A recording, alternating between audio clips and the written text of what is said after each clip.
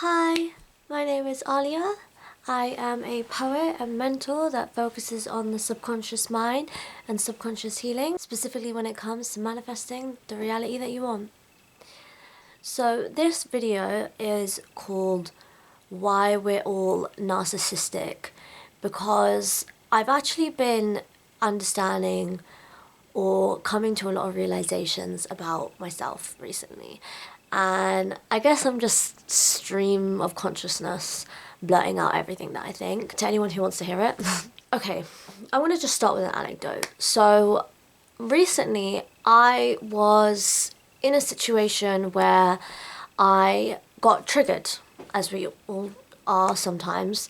And in this situation, I immediately, when I got triggered, went into the self. So I was like, okay, what's going on here? Why is my subconscious mind reacting this way? I was just in my own head, really consumed with what it meant about me and what it said about my subconscious mind and what I needed to do in order to heal from that particular trigger. And I was kind of sitting there, and I was at an event, and I was like in my head, sitting there, feeling and not being able to be present at this event. I was so in my head about my own trigger.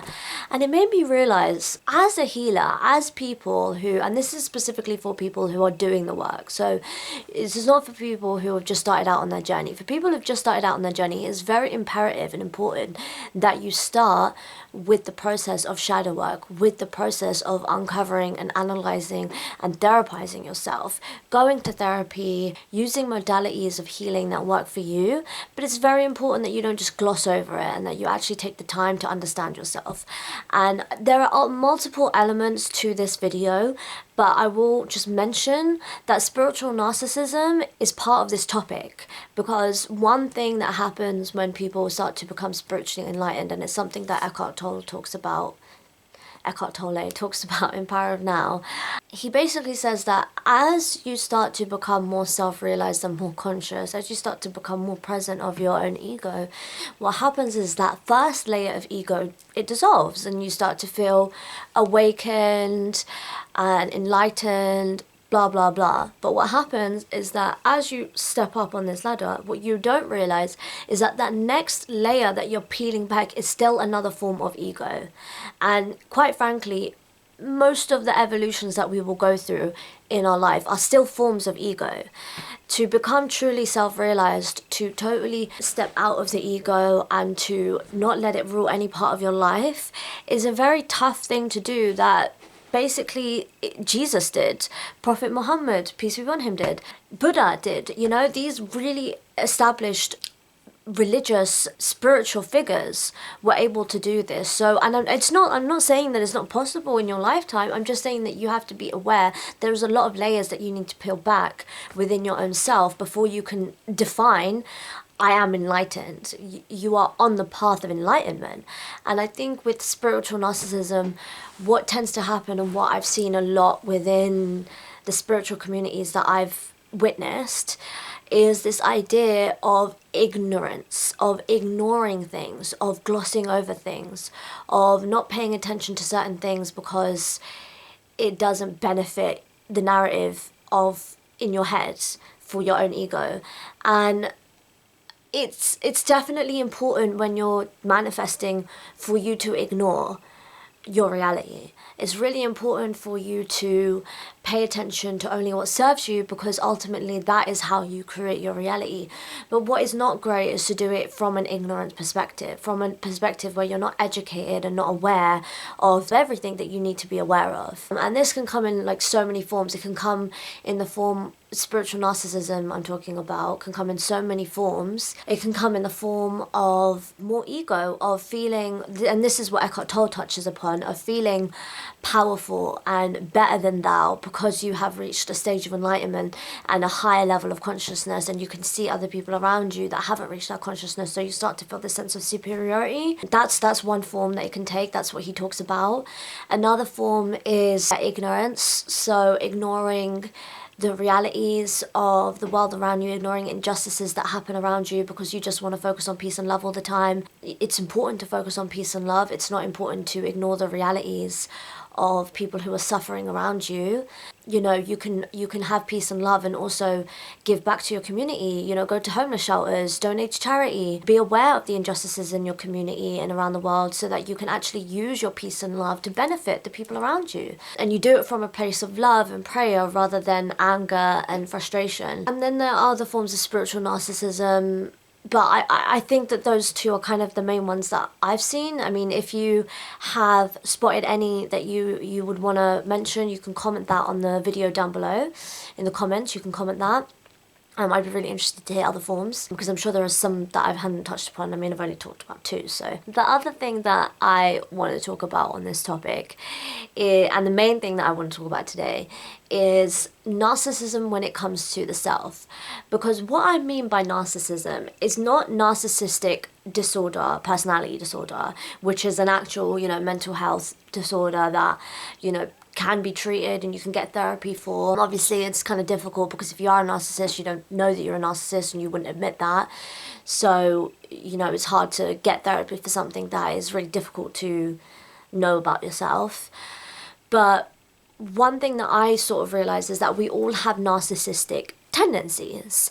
And that can come in many forms. But what I realized for myself, and it's kind of why I was talking about the beginning, sitting down at the event and being so consumed by my own triggers and trying to analyze things so I could heal, that I wasn't present. And it made me realize I am so in my mind. And this is something that, again, when I mentioned before about for people who are just starting on the journey, it's really important that you don't just jump some steps, you do the work. Because when you're a healer and you're doing the work and you're healing yourself, you do have to go through those nitty-gritty things where you do pay attention to your triggers and you do analyze and you do work out what's going on within your own mind and your own body. But there comes a point in your journey where you've done enough of it. Like, I've been doing this for 5-6 years now, you know what I mean? Like, it's been a long time since I've been doing the work. I've been in therapy, in and out of therapy for quite a long time now. I really sat down and did the work. And it made me realize, like, as I was sitting there, that I was like, this isn't necessary. Like, it isn't necessary to be in my head all the time, 24/7. And when people don't do their own shadow work, it's difficult because they're not paying attention to their triggers. They're just focusing on the universe, right? And patterns and things like that, but they're not paying attention to their dark parts. They ignore those dark parts. Spiritual narcissism, you ignore your dark parts. But on the flip side, when you don't do that and you do enough of that shadow work, you get to a point where you really understand everything and you get to the root cause, and you might not have healed all of it, you might not have absolved all of it, but you're aware. And the awareness is one of the biggest steps, right? And so when you do get to that point, if you feel that you recognize yourself in the words that I'm saying, when you're at that point, that's when paying attention to those narcissistic qualities is really important, because suddenly you're aware of you being in your mind all the time and how it's actually not benefiting you. Because the truth is yes, it's important for manifestation, for creating the reality you want, for law of attraction, for you to be aware of your subconscious blocks. Because if you're not aware, then you're not going to know what things you're attracting. You're going to receive things in your reality and not understand why you're receiving them, because you haven't done the work, you haven't done the shadow work to understand your own subconscious mind. But once you do understand your own subconscious mind and you have done the work, or at least you've done enough of that work to kind of get to that point in your journey, then at that point, living in your head all the time is detracting you away from the purpose of life, which is to be in the present moment. The present moment is the only thing you'll ever have. You will never have the past and you will never have the future. Those things only exist in the mind. And you cannot create without the present moment. You can only create through the present moment. So in that respect, by self-analyzing and constantly thinking about everything that's going on all the time inside of your mind, you're adopting some of the narcissistic traits. Now, the reason why I started to even think about this is because I was doing some self-assessment as well about the types of relationships that I've called into my life up until my big age of 28. And I realized that a lot of those relationships were with people who were either fully blown narcissists or had narcissistic tendencies. They weren't fully blown narcissists, but they exhibited a lot of those traits. I started to question, like, okay, if I'm aware of shadow work and I'm aware that what is reflected within me and is unhealed within me is what I'll attract, then why am I attracting this stuff? What is it about me that's calling these types of people in? And obviously I did a lot of self-reflection, and I know that a huge part of that is my lack of self-worth and my lack of boundaries. The fact that I didn't stand up for myself, the fact that I sought love through needing to satisfy others, through needing to please others. You know, what can I do for you? How can I prove that I'm worthy of your affection, type of thing. So obviously that did attract those types of people in who wanted a lot from me that, you know, I couldn't give, but I gave anyway, and it caused resentment on their end, rightly so, because I wasn't honest about that. But the truth is that forgetting all of that shadow work, the element of being of the narcissistic tendencies, I started to realize that, well, if I was totally honest with myself, which is what shadow work is asking you to do, would I say that I'm totally absolved of those traits either? Would I say that I don't sometimes think about myself? Would I say that I sometimes don't overanalyze myself? Those kinds of things. Because obviously it's important to put yourself on the pedestal. 100%. You should be the most important person in your life. But at the same time, where do you draw the line? Where do you draw the line when it comes to I'm self-analyzing everything about myself 24/7, for example, for me. Now, obviously, I'm talking about myself from a personal level in order to help you understand yourself. But when it comes to you, it's going to be different. It's going to be different traits. It's going to be different elements of your personality.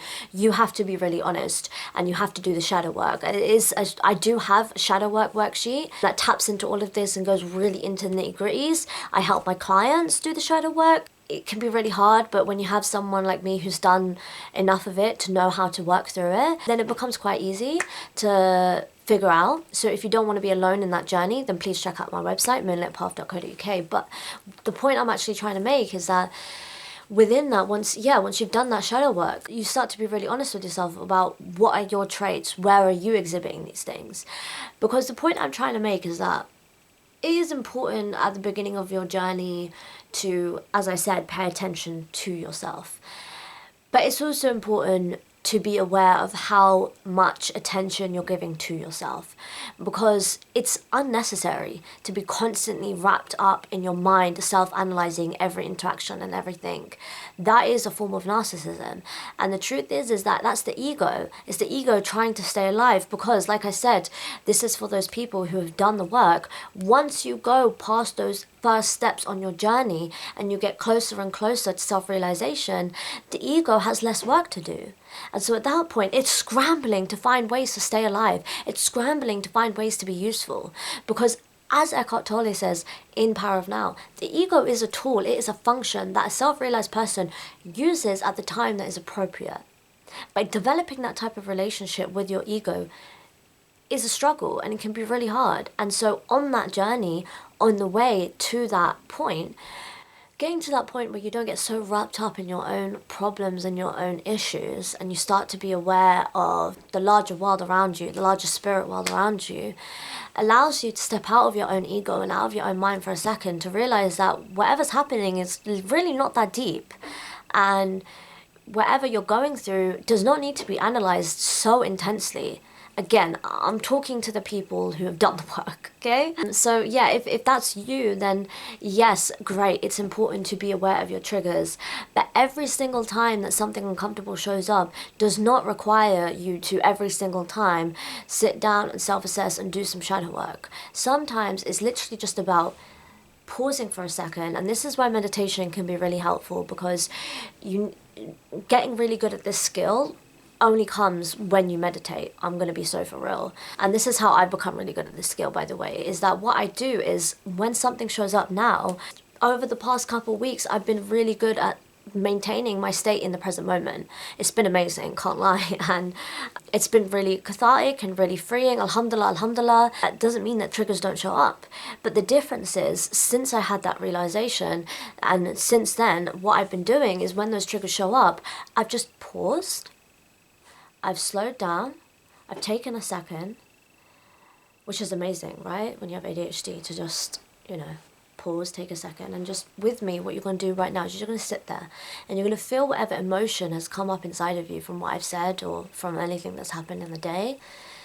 And you're just going to feel the sensation. And again, body scanning meditations can be really helpful to learn how to do this. But just for now, you're just going to observe that feeling. You're not going to attach any meaning. You're not going to try and label it as sadness or anger or happiness or anxiety or depression or whatever label you want to give it. You're not going to give it a label. You're just going to feel the sensation. Is it tight? Is it squirmy? Is it, just feel it. Feel what it feels like. And normally those, I don't think you can see my solar plexus area, but normally that either sits in this sort of part of your body, which is called the solar plexus, or it sits sort of up here in your heart. And either one of those two, it's the feeling that you feel. You're gonna sit there and you're just gonna observe it. You're just gonna feel into it, and you're just gonna really sit there for a second and just observe and sit there. And no matter how uncomfortable it is, you're not gonna attach a meaning to it. You're just gonna feel it and realize that whatever feeling it is, it doesn't mean you're dying. It doesn't mean that everything awful is going to happen in the next 5 minutes. It doesn't mean that your house is going to set on fire randomly in the next 5 minutes. It's just a sensation. That's all that it is. And so you're going to sit there and you're going to observe it and you're going to feel it. And I promise you, the moment that you do that, you will feel what I feel, which is that it starts to absolve. It starts to kind of travel. So like I notice with myself, when I get a lot of those feelings in my solar plexus. And so what I've been doing is I've been observing it, feeling it, pausing, taking some breaths, just feeling it. And then I've been letting it kind of, as I do those breaths, I've been feeling it. And it kind of just starts to go up to here, and then it starts to become a tightness, and I'm still observing, I'm not touching meaning, I'm just feeling it, and then, it kind of goes up, and then I just feel this deep need to just do some deep breathing, because that tightness, when you become so aware of it, it's like, and then the more that you do that, the more you realize that you start to just kind of breathe it out of you. And then within a couple minutes, it's gone. And you're just sitting there in your body with this just like empty feeling of peace, of groundedness, of it's just you and the earth and nothing else really matters. And the games that your ego has been playing and the fear that it has been mongering inside of your mind is just that. It's just nothing. And so, yeah. I just wanted to hop on here and talk about this because I think it's really important on a journey of self-realization for you to become aware of the self. That is the most important thing. I mean, it's really great to start to understand the universe and the patterns of the universe and all of these other things.